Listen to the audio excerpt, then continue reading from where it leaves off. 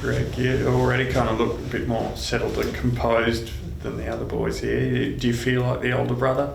A little bit. I mean, the boys were talking about levers this morning, and I think I was at levers 7 years ago. So, bit of a different story to these guys, but still the same. Like incredibly nervous at times, and yeah, it's still overwhelming, even though I am that bit older. But yeah, I think once I get stuck into training and get into the rhythm of what it's like to be an AFL footballer, I'll settle down a bit, and yeah.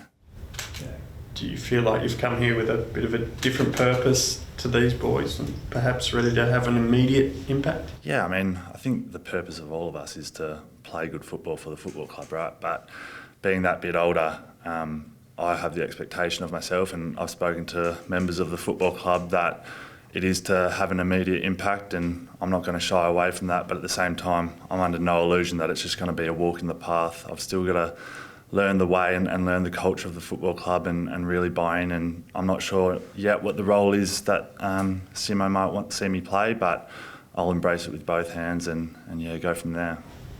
The players from around the competition, Greg, that inspired you to keep on going? Yeah, I mean, I got to see firsthand Sammy Menengola in my draft year. He came down to the footy club as I think it was a 22, 23-year-old, and just the way he applied himself and his work ethic to continually get better and buy into the football club was really inspiring. But then everyone here knows the story of Matty Priddis, and that's just so inspiring. And obviously I didn't get to see it firsthand, but I had a bit of work with him through my State 18's time, and he was one of the most humble person I've ever met. And yeah, it's something that you just stick in the back of your mind to know what it means to be a good footballer and a good person. And yeah, I've taken massive inspiration out of those two. So yeah. And was it constant? Did you sort of, ever since your first draft year, did you keep on having that inspiration, or did it drop away at times? Yeah, there was definitely drops. I've spoken about it a couple of times where at the end of 2017, I'd met with Subi and I said, I'm not really sure if Waffle's for me.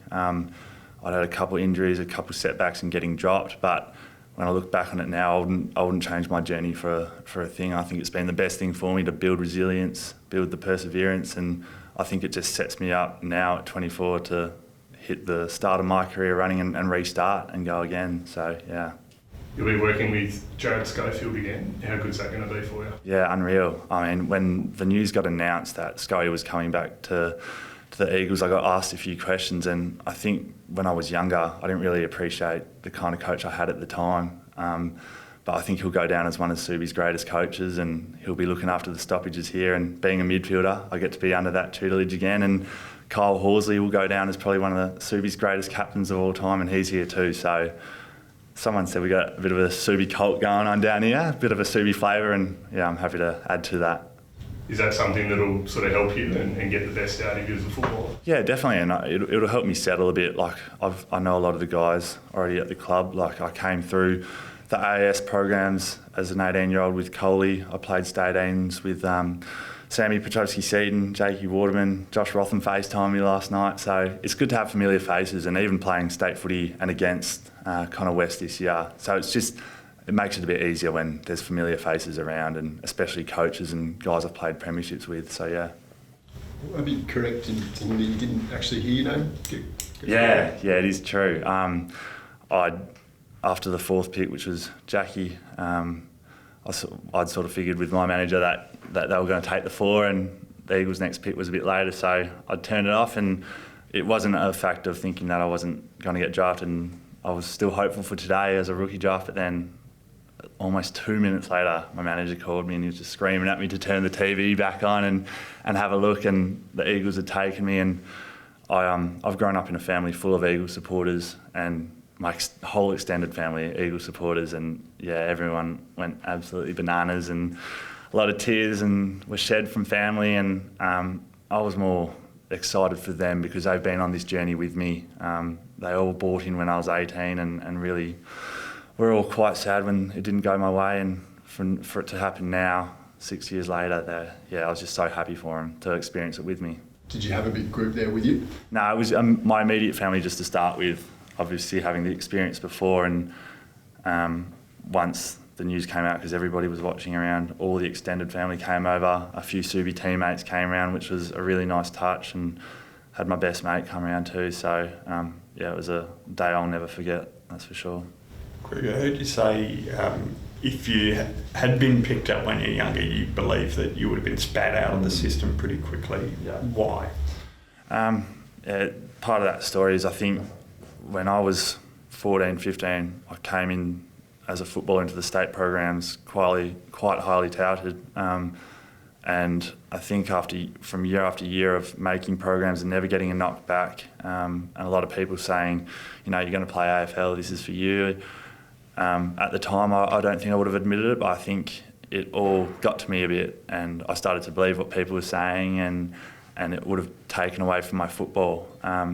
And then not getting drafted, and then going through Subi's program, I learnt all about being humble and learning really important lessons, which I don't think at this sort of level you can be so fortunate to do, right? It's a pretty cutthroat industry, as people know. So I do believe that if I'd got in at 18, it wouldn't have been the longest journey. I had to go through something like 6 years at Subi to learn all those lessons, and yeah, I'm so grateful to now have that opportunity and have all those lessons and life lessons that are really important to make me who I am today. So yeah.